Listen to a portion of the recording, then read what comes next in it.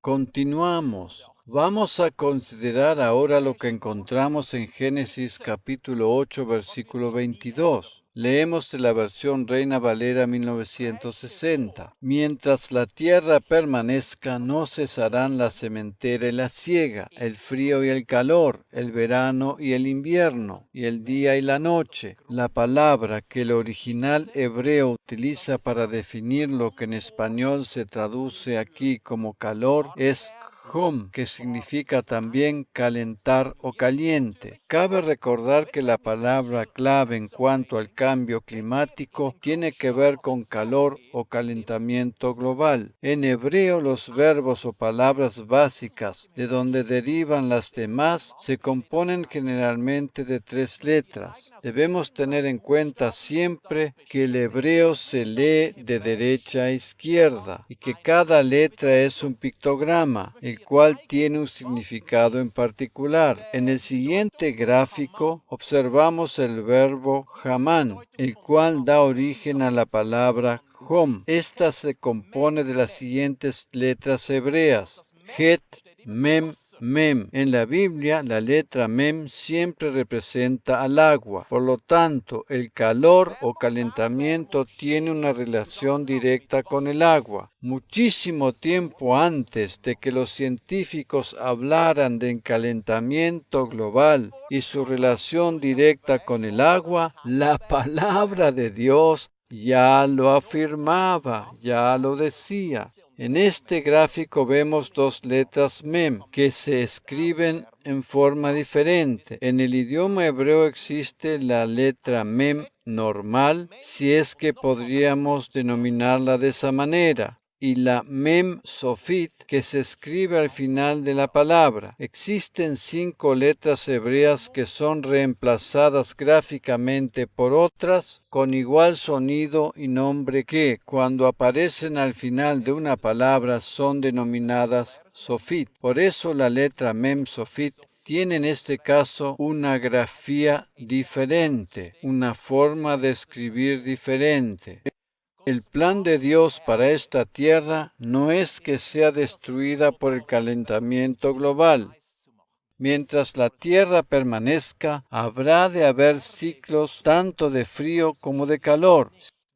Si bien estos periodos pueden llegar a ser extremos en algunos casos, siempre habrán de sucederse unos tras otros. Por eso, la Tierra no dejará de existir a causa del calentamiento global, como intentan hacernos creer muchos científicos. Si bien, de acuerdo a lo que nos dice la Biblia, la Tierra dejará de existir alguna vez, no habrá de ser a causa del calentamiento global. Los científicos se dan cuenta de la realidad ineludible que la Tierra se va aproximando a su fin, pero como no conocen la verdadera respuesta, le echan la culpa al calentamiento global. La ciencia ha llegado a la conclusión que el universo se aproxima a su fin y que la energía de las galaxias va disminuyendo. Tanto la Tierra como la Luna y las estrellas habrán de dejar de existir, así como también el Sol no existirá más. Los científicos calculan que en 10.000 millones de años la luz del Sol se habrá desvanecido totalmente. Los científicos casi en forma unánime llegan a la conclusión que el Sol se habrá de extinguir, que las galaxias van perdiendo paulatinamente su fuerza y que el universo en general dejará de existir. Esto ya lo dijo la palabra de Dios desde el principio mismo. En Hebreos capítulo 1, versículos 10 al 12, leemos lo siguiente: Tú, oh Señor, en el principio fundaste la tierra, y los cielos son obra de tus manos. Ellos perecerán, mas tú permaneces. La creación se muere, pero el Creador seguirá existiendo, y todos ellos se envejecerán como una vestidura. En la actualidad, gracias al Internet, todos nosotros tenemos acceso a la información. Personalmente, creo que el Internet es la versión moderna del árbol de la ciencia del bien y del mal. Allí está todo, lo malo, pero también encontramos cosas buenas. Si buscamos allí información sobre este tema, lógicamente en las fuentes correctas, vamos a encontrar que los científicos coinciden en afirmar que el universo va envejeciendo y que sus fuerzas se van agotando. Algunos lo ilustran de la siguiente manera: es como si una persona muy anciana y ya cansada de vivir se recostara a dormir a causa del agotamiento para no despertarse nunca más. Estos descubrimientos científicos coinciden plenamente con lo que la palabra de Dios nos dijo, mucho tiempo antes de que ellos lleguen a estas conclusiones. Este pasaje, que está citando palabras de los Salmos, nos sigue diciendo en el versículo 12: y como un vestido los envolverás y serán mudados, pero tú eres el mismo y tus años no acabarán. Reina Valera 1960. Nuestra firme ancla no es la madre tierra, sino el Padre Dios, y a Él nos aferramos. Que el clima está cambiando es una evidencia que no se puede negar ni discutir. Hemos estado considerando lo que la Biblia nos dice respecto al clima y también lo que los científicos dicen, pero tenemos que llegar a nuestra propia conclusión. Actualmente nos encontramos frente a cambios más radicales de los ciclos de calor y frío. De acuerdo a cómo están las cosas, es más que evidente que los periodos de calor habrán de intensificarse. La Tierra tal y cual la conocemos en la actualidad habrá de pasar para ser sustituida por una nueva tierra y un nuevo orden de creación. Jesús dijo: «He aquí yo hago nuevas todas las cosas». Ver Apocalipsis 21, versículo 5. Eso nos habla de su poder creador y de su divinidad. En la eternidad todas las cosas habrán de ser hechas completamente nuevas. Es de suma importancia que tengamos esta seguridad. Por otra parte, mientras estemos sobre la tierra, deseamos vivir en un planeta que sea digno de ser habitado. No es bueno ni saludable habitar en determinados lugares donde las industrias echan a perder el medio ambiente y la gente padece enfermedades respiratorias a causa de no poder respirar aire puro. Es algo terrible saber que en esos lugares hay niños que ya nacen con asma. Los países que más contaminan el aire son China, Estados Unidos, Rusia e India. Solo estos 4 países son los mayores responsables de producir una gran concentración de emisiones de CO2 en el mundo entero. Es triste observar en las noticias las terribles condiciones de vida a causa de la contaminación ambiental que existen en determinados lugares de estos países donde funcionan grandes fábricas. Este es un gran problema que tiene la humanidad. Sin embargo, a pesar de todas estas limitaciones, tenemos más atmósfera que polución ambiental. Naturalmente que, si bien el porcentaje de dióxido de carbono en el aire es bastante ínfimo, 0.04%, y que es suficientemente dañino, Dios nos concede más atmósfera terrestre que polución ambiental. Dios es un Dios de abundancia. Él es un Dios que da vida y no va a permitir que perezcamos. Siempre va a hacer más la vida que tenemos a disposición que toda la polución ambiental ocasionada por la mano del hombre.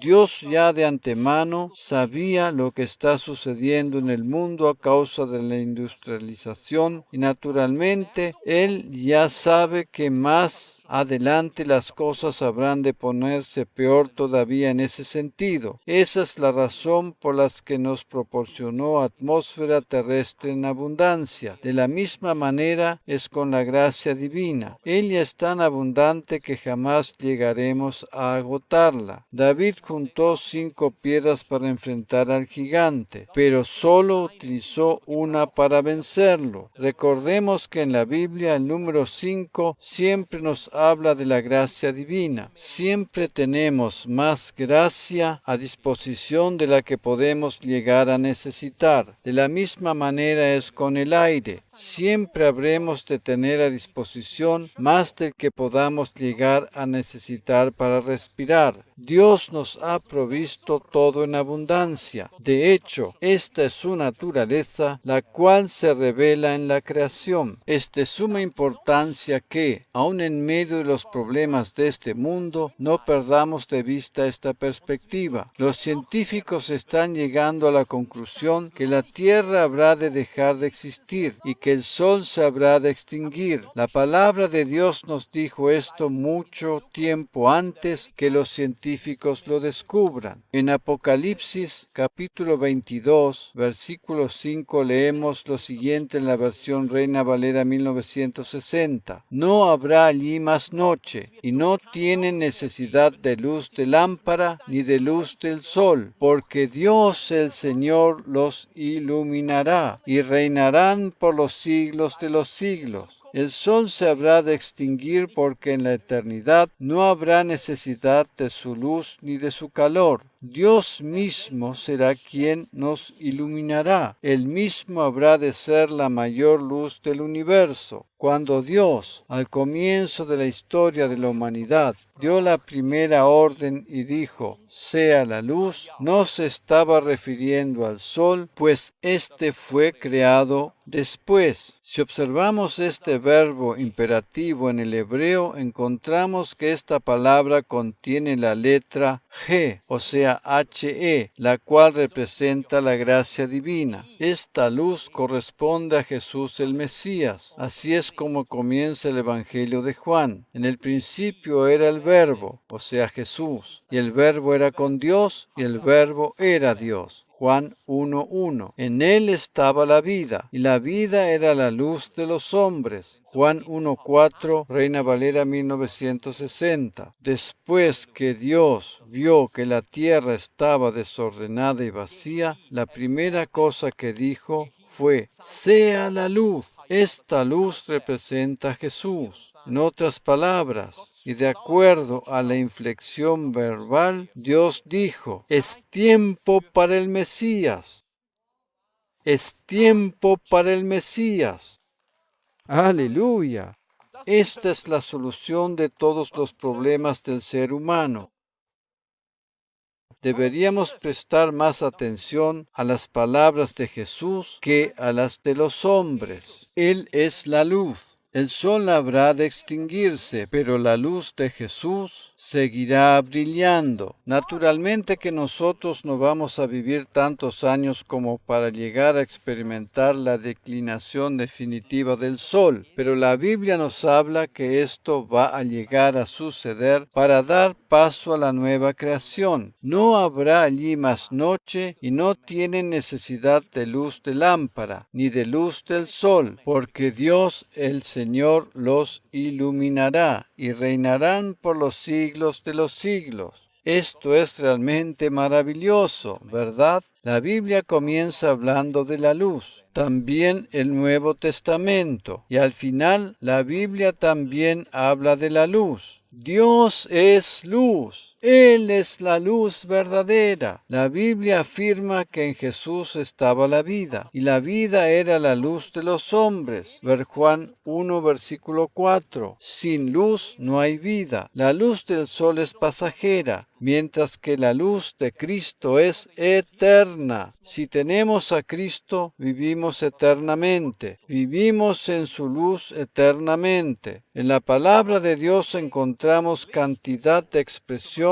que nos hablan de la naturaleza eterna e inmutable de Dios. Si hemos aceptado a Cristo como nuestro Salvador personal, tenemos la luz de Dios y gracias a ella podemos vivir eternamente. A pesar de esta bendita esperanza, la tierra y toda la creación que vemos hoy es pasajera y un día se habrá de acabar. En Romanos capítulo 8 versículos 20 y 21 leemos, en la versión Dios habla hoy 2002. Porque la creación perdió toda su razón de ser, no por propia voluntad, sino por aquel que así lo dispuso, pero le quedaba siempre la esperanza de ser liberada de la esclavitud y la destrucción, para alcanzar la gloriosa libertad de los hijos de Dios. Dios le entregó a Adán el dominio y señorío sobre la tierra. Sin embargo, a raíz de que él cayó en el pecado y con esto le entregó el dominio sobre la misma a Satanás, ésta perdió toda su razón de ser y se tornó temporal y pasajera. Con el pecado entró la muerte espiritual en el mundo. Debido a que el ser humano está expuesto a la muerte, la misma tierra habrá de dejar de existir. Toda la creación gime a causa del pecado del primer hombre, porque también la creación misma será libertada de la esclavitud de corrupción a la libertad gloriosa de los hijos de Dios. Reina Valera 1960. La entrada del pecado es a causa de la extinción del planeta Tierra. Esta es una realidad irrevocable y no podemos hacer nada para evitarlo. Naturalmente que, no por eso, vamos a ser tan necios y estropear nuestro planeta más de lo que ya está para destruirlo completamente, sino que tendríamos que cuidarlo para hacer posible una vida aceptable. Pero, mirándolo desde la perspectiva general, la tierra y toda la creación está sujeta a la caducidad a causa del pecado y espera ser libertada, o sea, volver a su estado eterno original. Para comprender mejor lo que estoy tratando de decir, te invito a considerar conmigo el contexto completo de este pasaje, a saber los versículos 18 al 23 inclusive. Allí el apóstol Pablo nos dice lo siguiente en la versión Reina Valera 1960. Pues tengo por cierto que las aflicciones del tiempo presente no son comparables con la gloria venidera que en nosotros ha de manifestarse. Aquí vemos que la gloria venidera se manifiesta primeramente en nosotros y luego en el planeta, porque el anhelo ardiente de la creación es el aguardar la manifestación de los hijos de Dios. Porque la creación fue sujetada a vanidad, no por propia voluntad, sino por causa del que la sujetó en esperanza. Porque también la creación misma será libertada de la esclavitud de corrupción a la libertad gloriosa de los hijos de Dios. Toda la creación está esperando ser libertada luego que los hijos de Dios sean manifestados, porque sabemos que toda la creación gime a una, y aún está con dolores de parto hasta ahora, y no solo ella, sino que también nosotros mismos, que tenemos las primicias del Espíritu, nosotros también gemimos dentro de nosotros mismos, esperando la adopción, la redención de nuestro cuerpo. Toda la creación espera ansiosamente ser libertada, pero esto sucederá después que los hijos de Dios sean manifestados o que alcancen la redención completa. Si tenemos a Cristo como nuestro Salvador personal, ya hemos sido redimidos. Pero esto tiene que ver solamente con el espíritu. Nuestro cuerpo es todavía pasajero y mortal.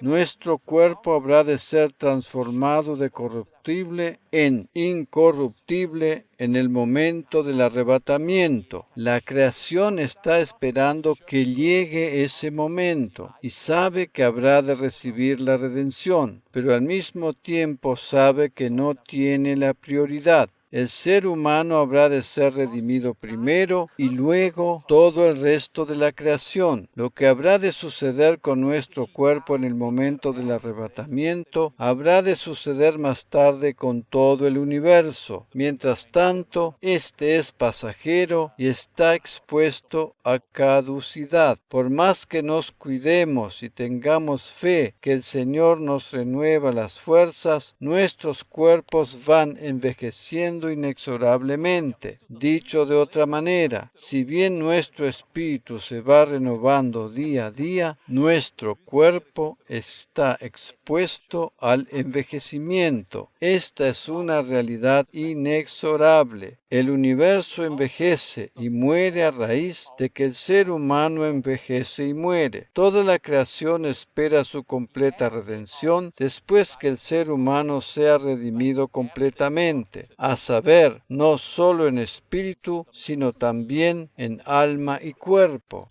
No podemos salvar el planeta, pero sí podemos ofrecer la salvación de Cristo a todos los seres humanos. ¿Cuál debe ser nuestra posición en cuanto a todo el debate sobre el cambio climático? Cuando conocemos lo que la palabra de Dios dice al respecto, encontramos las respuestas adecuadas. El planeta Tierra sufre y gime esperando su redención. Por lo tanto, nuestro planeta no dejará de existir a causa del cambio climático, sino que está expuesto a la caducidad a causa del pecado. La creación no gime a causa del aumento de la temperatura ambiental, sino como consecuencia de la entrada del pecado. Nuestro planeta habrá de ser redimido después que los hijos de Dios sean manifestados en un cuerpo glorioso y eterno. Con esto deseo culminar la enseñanza del día de la fecha, y la próxima semana vamos a seguir profundizando este tema. Como un pequeño adelanto, solo deseo mencionar que Dios nos dice en su palabra que no debemos tener temor de los tiempos de calor que puedan llegar a venir. Aun a pesar de lo que nos digan las noticias, Dios nos dice que no debemos tener temor. Todo lo que tiene que ver con el temor y el miedo no proviene de Dios. Es más, el temor es la antítesis de la fe. La fe y el temor no pueden habitar juntos. Tenemos fe o sentimos temor, pero de ninguna manera las dos cosas al mismo tiempo. Cuando sentimos temor, desaparece la fe. Por otra parte, cuando confiamos en Dios y en su amor incondicional, el temor desaparece de nuestras vidas. La Biblia afirma que el verdadero amor echa fuera el temor. Ver 1 Juan 4, versículo 18. Por último, deseo dar un consejo a nuestros jóvenes y adolescentes quienes, a causa de este tema, están teniendo una lucha en sus corazones. Los medios masivos de comunicación están induciendo permanentemente a nuestros jóvenes y adolescentes a participar de las protestas contra el cambio climático y el calentamiento global. Una fuerte presión es ejercida sobre ellos, tanto en las escuelas como en las universidades,